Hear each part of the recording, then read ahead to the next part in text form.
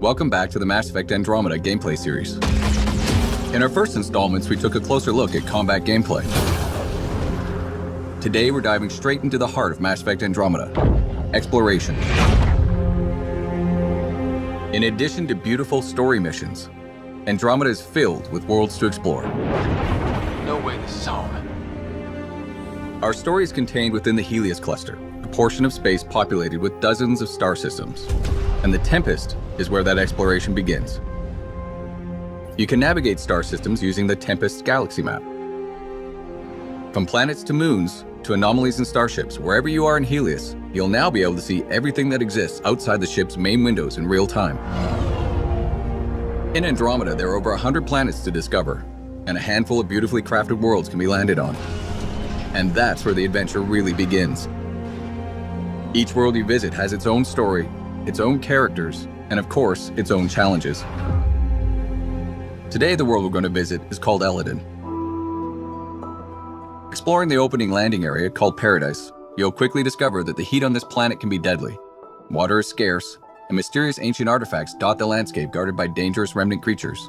Basically, to live here, you have to be desperate, or Krogan. But even the Krogan aren't happy, and they don't trust anyone from the Initiative, least of all a Pathfinder. How you deal with the Krogan and these challenges will ultimately determine your success on Eladin.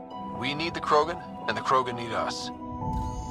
Before you set out, you'll get an update from your AI, pointing out key locations. The remnant monolith suggests this was indeed supposed to be a golden world. We're going to start the adventure by heading over to the Krogan colony, but the choice of where to go is ultimately yours.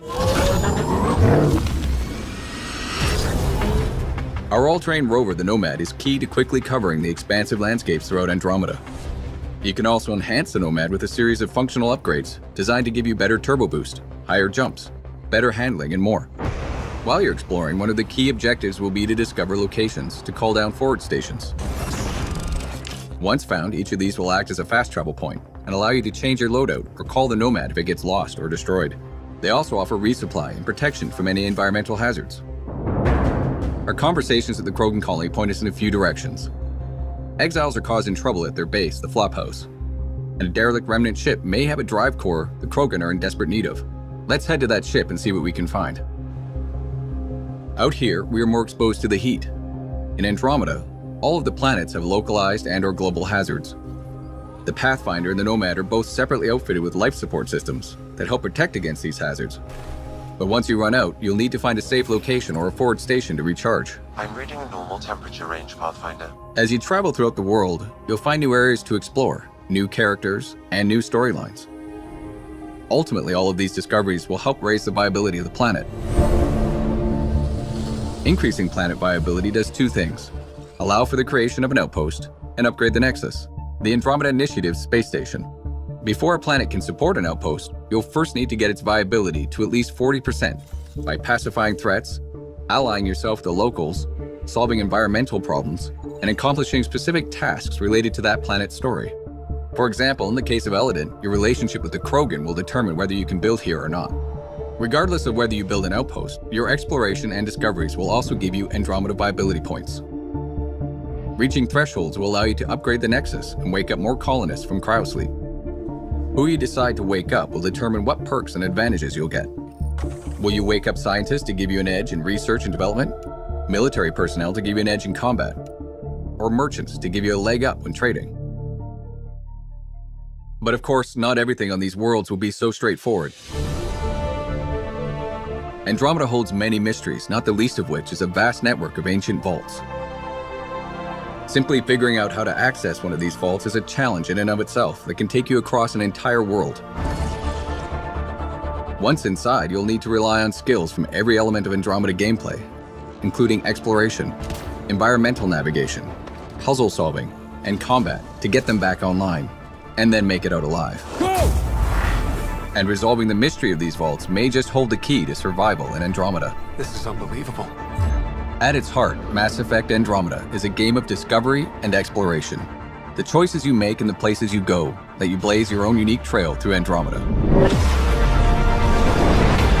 Whether you're exploring the depths of a crashed starship or delving into the core of an active volcano, the more you engage with the world around you and the characters in it, the more that world will surprise you with what's waiting just around the corner. It's really gonna be something, isn't it?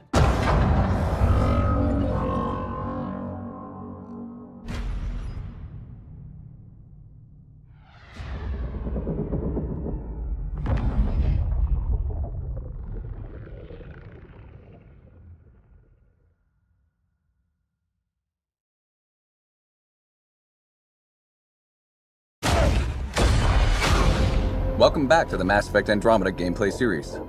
In this video, we will take a look at profiles, favorites, and your squad. As you level up in Mass Effect Andrómeda, you'll gain access to dozens of skills and over 300 skill upgrades. You're free to pick any skill without being limited to a class, which allows you to create a pathfinder that is totally suited to how you want to play.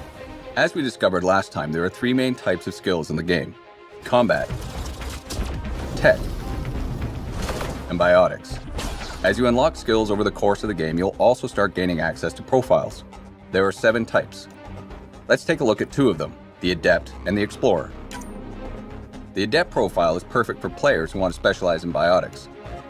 As you choose more biotic skills, the Adept profile will give you bonuses to suit your playstyle. And as you can see, choosing Adept gives bonuses to duration and damage of your biotics. The more you invest in those skills, the higher level profiles you can unlock. Or maybe you want to be more versatile, choosing some combat mixed with biotic and tech skills. This will unlock the Explorer profile, giving you perks and buffs that enhance all your abilities. And of course, you can swap these profiles at any time, allowing you to keep the action fresh, giving you a number of ways to tackle every battle, and making sure you never feel locked into a particular style of play. This brings us to favorites. Favorites are a quick way to map 3 skills and a single profile to one slot. Anytime during combat, you can switch between one of these 4 slots, giving you access to up to 12 of your favorite skills during the course of a single fight. Here's an example. In this battle, I've equipped a favorites loadout designed for long-range combat, utilizing cloak and a sniper rifle to suppress oncoming enemies. The sniper alone isn't enough, so I'll deploy an assault turret and toss some grenades before switching to my second favorites loadout. It's designed for close quarters combat. Loading these new abilities puts them in a cooldown by default, so I'll have to make do with my shotgun until they're ready. The Fiend is too powerful and I'm not in any position to take it out immediately, but my new favorites are ready. I'll make my getaway using biotic charge and then maneuver around this group of enemies. This favorites loadout is particularly combo friendly, so I'll engage by comboing Cryo Beam and Lance for an explosive result, then clean up with my shotgun. It looks like the Fiend has taken an interest. I'll do what I can from a distance before switching to my third favorites loadout. One that emphasizes ranged biotic abilities such as Backlash and Shockwave, as well as Flamethrower. Let's see if we can find a better vantage point and stall the Fiend's approach. Using Backlash, I can shield myself from oncoming fire and deflect it back at the enemy.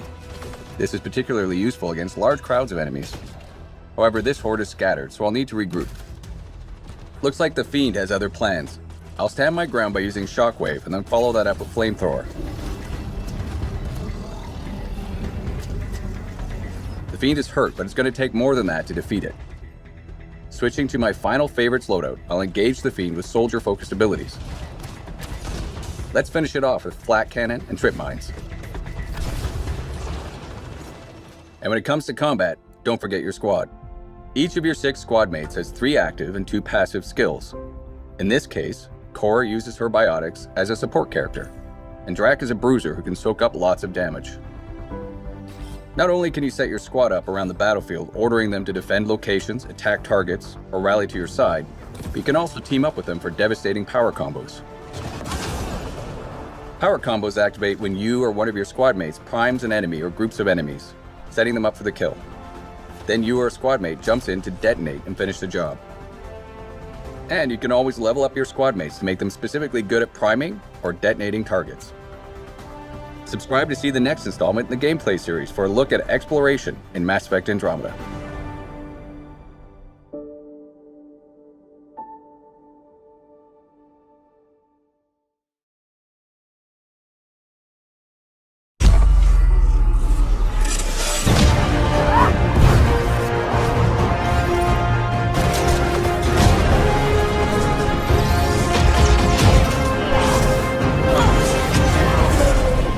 Welcome to the Mass Effect Andrómeda gameplay series.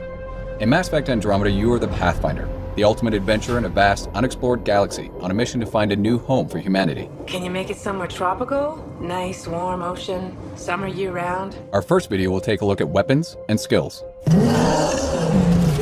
Andromeda's action is built around fluid, fast-paced, third-person combat. Our combat offers amazing freedom of movement with the use of a jump jet that allows you to jump, evade, and even hover while you're fighting. You'll also notice a new dynamic cover system that allows you to seamlessly use almost anything, including your own vehicle, for cover. All this freedom allows you to approach the battle in a way that suits your gameplay style. Let's take a closer look at our weapons. In Mass Effect Andrómeda, there are 4 categories of guns: pistols, shotguns, and sniper and assault rifles, plus a range of melee weapons for up-close combat. All guns are available to every player. There are no class restrictions, so if you decide you want to try something new, it's as easy as switching your loadout. Guns and gear in Andrómeda fall into 3 technology types based on where the tech comes from. Milky Way weapons typically use physical projectile ammunition that's similar to the types of weapons you might be familiar with from our original games, with some advancements, of course. These are high-impact projectile-based guns. They're great against most non-shielded targets, but require you to keep an eye on your ammo. Remnant weapons typically use beams, have a high rate of fire, and are extremely accurate. They use the overheat system and don't rely on ammo, so you'll never run out of ammo, but you'll have to wait for your gun to cool down from time to time. Helios weapons are technology from civilizations that live in the Helios cluster of Andromeda. They are generally plasma-based, which means they are slower speed, but benefit from heat-seeking technology. While some are charge-based, the longer you charge them before releasing, the harder they hit. Melee weapons vary in both damage and speed. Hard-hitting hammers do maximum damage, while lightning-fast shivs or swords allow you to get in and out of harm's way with maximum speed and precision. In addition to weapons, you can also develop skills and abilities. Like the weapons, there are no restrictions on what skills you can choose, and each of the 3 main categories is designed to facilitate a certain style of play. Combat skills are great if you want to focus on weapons, gear, and making your character the ultimate soldier. These skills focus on improving weapon damage and accuracy, as well as giving you the ability to use flak cannons, grenades, trip mines, and more.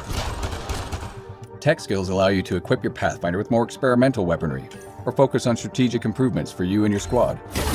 Cryo Beam and Flamethrower give you more offensive punch, while skills like Invasion or Energy Drain weaken your opponents and make them easier to take down. Want a little extra help? Deploy your own assault turret. Last but not least, biotics. By controlling dark energy, your Pathfinder can harness the power of mass and gravity. Biotic skills like pull and throw allow you to literally control the battlefield, using your enemies as a shield or even a weapon. Abilities like Annihilation Shield or Singularity can disrupt and damage anything or anyone caught up in their powerful grip. Each skill can be upgraded to become increasingly more devastating and effective. Each also has choices to make when upgrading, offering you more ways to customize your playstyle. Now that we have the basics down, let's put this into action. In this case, our Pathfinder is equipped with a sniper rifle and a shotgun, and they've got their 3 powers selected. You'll notice that different enemies each behave in unique ways. Some will keep their distance and try to snipe us. Others will charge right in and try to flush us out of cover. Sticky Grenades is an advanced version of the Omni Grenade combat skill. They're effective against just about anything, but they have a limited supply. Enemies each have different strengths and weaknesses. For most, headshots inflict maximum damage, but you'll need to pay attention to their health bars. Yellow means they've got armor and won't be as susceptible to certain weapons and powers. Blue means they're shielded, and in addition to being more resistant to biotics, you'll generally need to deal with those shields before their health goes down. And just like you, their shields will recharge if you don't finish them off quickly. Tactical Cloak is a tech skill that allows you to evade enemy detection and inflict increased damage when attacking from cloak. And finally, Overload. Another tech skill that's great for taking out enemy shields and synthetic enemies. By holding it before releasing, you can even chain it to multiple enemies. And this is just one of the hundreds of combinations of weapons and skills you can try in Andromeda. Stay tuned for future installments where we'll show you our profiles to give you an added boost in combat, favorites which allow you immediate access to your sets of powers so you can change up on the fly, and squad skills and commands. Take cover!